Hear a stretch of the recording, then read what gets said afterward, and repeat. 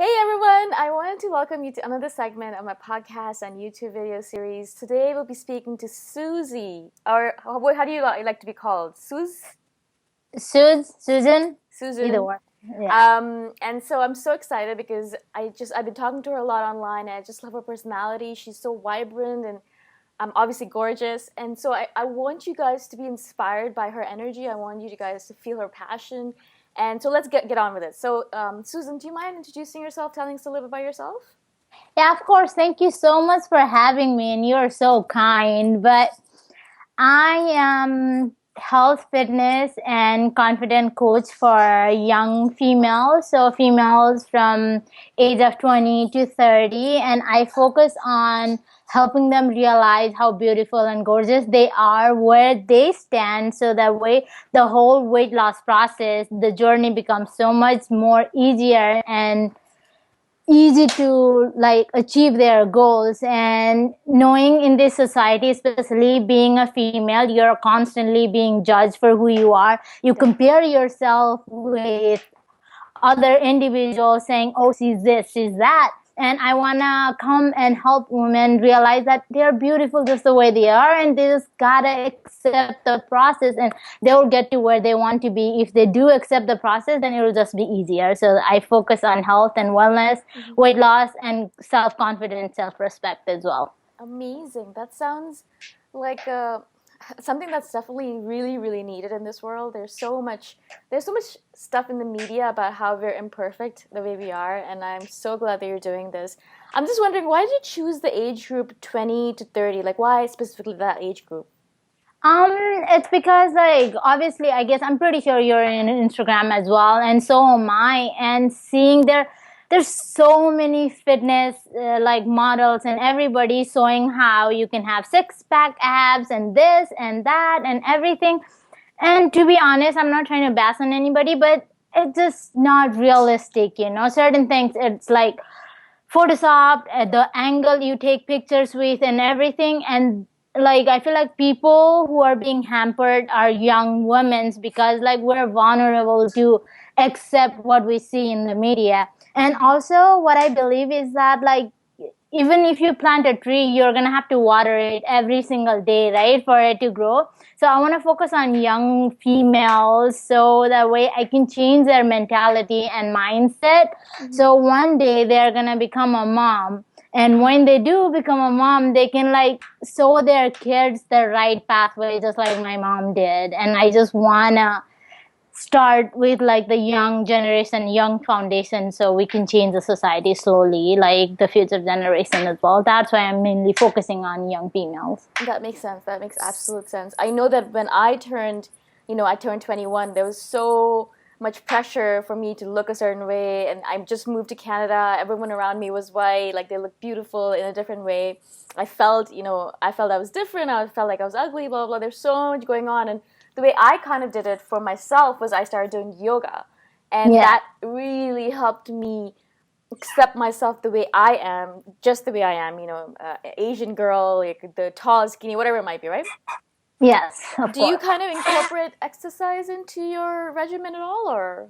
Yes, I do. It's all about like at first accepting who you are. So I teach young girls, like, or anybody out there, I guess, like, let's just not say young girls, but anybody to accept and realize that they are where they are supposed to be right now in life, you know. And after that, we talk about meal plans, what they can eat, like depending on like what their end goal is. We focus on meal plan. And if you are into going outside and going to the gym, then props to you. And we focus on like doing exercises where you go to the gym, lift weight, and whatever you like to do. But if you're very concerned about the way you look, or if you feel like somebody is going to judge when you go to the gym, then we focus on doing at home workout. But I promote that you gotta work out at least once a day to keep yourself healthy and your mind to focus on what you want to do as well. So it's all about incorporating self-love, like eating balanced diet and exercising regularly. Perfect, And perfect. That sounds really good. And when you kind of bring in a new client, is it usually their mothers who kind of bring them in, or is it they themselves that come to you say, I feel like I need to work on my self-confidence? How does that work? I think for me personally, because like I've gone through such a transformation. So when I was like, let me backtrack for a moment. Yeah. So when I was back in high school, like I had just moved into US and I was not confident at all. Like I did not even have the ability to talk to like two individuals together, even if they were my friends. If they're like separate in a, like if we're having one-on-one conversation, I'm perfectly fine. But if they are together, I can't speak for some reason. And for them to see me go through this whole transformation and everything, it just sometimes, like if I see somebody struggling, they're my friends or family members or anyone, then I approach that maybe it's because of this, you should do this and that. And I have like a group of females like who are trying to lose weight, trying to be confident. I have like a Facebook group where they come up to me as well, and I provide my support and ideas depending on where they are at, like what stage they are and where they want to go. So it really depends on like me being very approachable along with like them coming to ask help as well. Right. And where in the US are you located right now? I'm in Virginia right now. Just moved from Des Moines to Virginia. Ah, interesting. And obviously, I mean, in my opinion, or just from what I see from the outside, I feel like the US is extremely based on media and that self-confidence, like the one stuff that you do so necessarily, especially in the US, because the women there, or people in general in the US, are so enamored by the media and they want to be like the people they see online, more so than any other place I've noticed. Do you think that's true? Exactly. I think so too, because like back where I'm from Nepal, like I did not, to be honest, I guess maybe it's not as diverse or developed country as US, but comparing ourselves with somebody else was not a thing. We're all together as friends or family members. Nobody would bash somebody else saying, oh, you look this way or that, or look at her and laugh or comment. But when I first moved to US, it was just a completely different experience. And I feel like people here compare much more. They want to be like somebody else. They don't realize they're unique the way they are, They don't need to compare themselves with somebody else. But media plays a big role too, because like if you see in Instagram or Facebook or anywhere, they're always like comparing themselves with like fitness models or like other their ideal person who like they don't realize that if I were to take a picture in a certain pose versus another pose, I'm going to look completely different within that like 2 seconds. Yeah. And I just think media really, really does play a big part on this. Right. And I would love to kind of hear your story of how you, I don't know what you did before becoming a confident coach, but how did you kind of decide this is what you want to do with your life? This is all what you do all the time. Like, what did you do before? Did you have a 9-to-5 job? Tell us your story. Yeah, of course I did. I just quit my 9-to-5 like in March, end of March. So Amazing. it hasn't. Congratulations. Thank you. It hasn't been too long, but where this all started was like when I was back in college. I was a junior in my college year, and I guess like at home with my mom and my family, we never used to eat out. Like it was just the norm of like being Asian parents and Asian family, I'm sure you know, but you never had the, I guess, opportunity, I would call it, to go out to eat or anything. And all of a sudden I was all grown up and I went to college and everything, and I was a free bird. So I was just like, oh, I can go out to eat every single day. And not having that much money back in college as a student, you would buy so many junk food. And what started with like one day of eating out turned into 2 to 3 times a day. And obviously going out for weekends as well. And that trend continued for like almost 2 years. And next thing you know, like I caught this rare condition that my fingers and like whole arms and leg and joint pain, like I wouldn't feel like I would feel pain on my joint, and it used to be all tingly sensation type of thing, And it started with like just my fingers, and it started going through my whole body, and you would move from left side to right. And I had like joint pain as well, numbness and everything. And I was so scared. I went to the doctor and everything, all type of tests were done.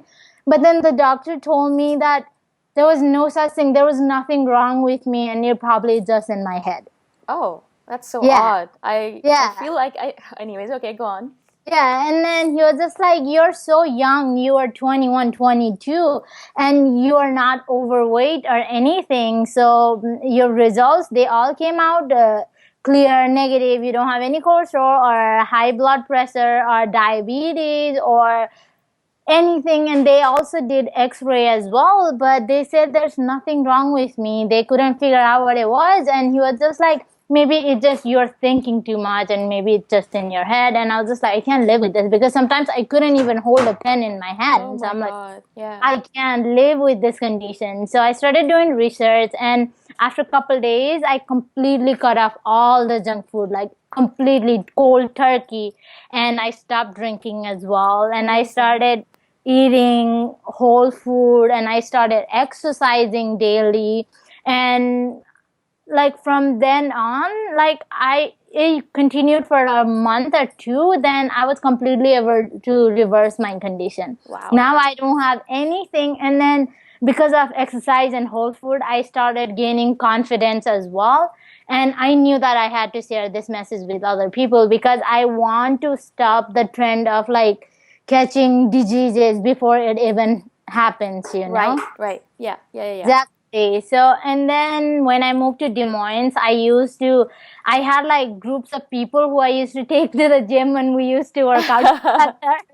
It used to be Amazing. fun. Yeah, it was so fun. And I was never like, I always wanted to get out of my work and go to the gym and help people. And like 24/7, you would see me talking about health, fitness, eating good. I ate this salad. And if somebody talks like bad about themselves or brings them down, then I would talk to them. It just came naturally to me. And I realized that like, this is what I'm meant to do. I'm meant to help young girls or females of any age to realize they're amazing. If they do talk down on themselves, I'm there to support them and make them realize that they're so much more, like they're capable of so many things than they think they are. And like, I think sharing my story and healthy lifestyle, that I can help change so many women's like lifestyle as well. And maybe hopefully someday they can teach their kids too, so that way they don't have to go through what I went through, I guess. Yeah, no, that sounds amazing. And I feel like you're so passionate about what you do is because you actually went through it yourself. You know how painful it is to be in that situation. I mean, you were only 21. Like, to have that kind of condition because you were so young, it just doesn't make any sense. And people mostly, like doctors, if you actually went to a doctor that said nothing was wrong with you, sometimes doctors will give you like antibiotics and they'll give you a lot of medicine. And they don't look at the underlying condition. They don't look at what's actually going on with you, what you're doing in your lifestyle. They'll just put on medicine, give you medicine after medicine. They don't actually, they don't actually cure it. So I'm glad that, actually you went in and started like searching on your own. That's actually amazing. That's absolutely amazing. And so right now you're full-time coaching women on confidence and other things like that. Is that true? Yes. Awesome. Yeah, that's what I'm focusing on right now. Yeah, that's great. And what did you do before? What did you do in your 9 to 5? I was, I guess, software tester. So I did that for like almost 2 years. It wasn't bad or anything, and I did like my job and everything. Like, managers were very nice. The work environment was good too, and it wasn't very like tiresome or like, pressuring type of thing. But it was, I guess like I'm meant to do something also. So I don't know. I didn't want to. It doesn't matter how good your job is. If you're not happy doing what you're doing, it doesn't really matter what you do. I mean, you have to leave. It doesn't make any sense. And so what do you see for yourself in like the future? Like, how are you envisioning your empire building? Like, what do you see? How do you see yourself growing? I think like from now on to in the future, like I'm focusing on doing one-on-one coaching. And for me, I think providing value and changing like women's lives and for them to change their families, it means so much more. And I wanna get to the point where like I can completely like focus on changing like everybody around me or even in the digital world or everyone. And I just see myself like waking up and doing this every day and not having the restriction of finance, where I have to go back to 9 to 5 again type of thing. So that's where I envision myself like doing this every single day, helping other women, like living my purpose, like more than like earning so much money or anything. It's not all about that, but it's about like having the freedom to do what I want to do. Yes. And help. Yes, that's what I see. I like, so. love that. I love that. I mean, a lot of people, when I first quit my job, everyone's like, they would always ask me every month, are you making money yet? How much money are you making? Are you a millionaire? Stupid things like that. Yeah, yeah. And I would always think to myself, I'm like, if money was the only thing that was important to me, I would have just stuck with my 9 to 5 job. I was making more than enough money to cover all of my expenses, and I was fine. But Exactly. I left for a reason, we Exactly. leave our 9 to 5s for a reason, because either we're not feeling fulfilled or we see a bigger purpose that we're supposed to fulfill, and staying in a 9 to 5 job isn't going to do it for us anymore. It doesn't make any sense. So I totally see where you're coming from. I want you to give the people who are listening advice on, first of all, quitting their job and starting their own business, and second of all, confidence. So those two things that you're amazing at, I want you to pick a few pieces of advice that you think are most important and say it out loud to these people. I think that if you really are on the verge of trying to quit your job, but you're not sure, but I mean, if you do have family and you have responsibilities that you have to take care, then that's a different case. But if you are like younger person like me, who does not have responsibility or anything, and you're just worried that you don't have money flow for your apartment to pay your utilities or to pay your bill, it's not such a bad idea to go live with your parents until you make something.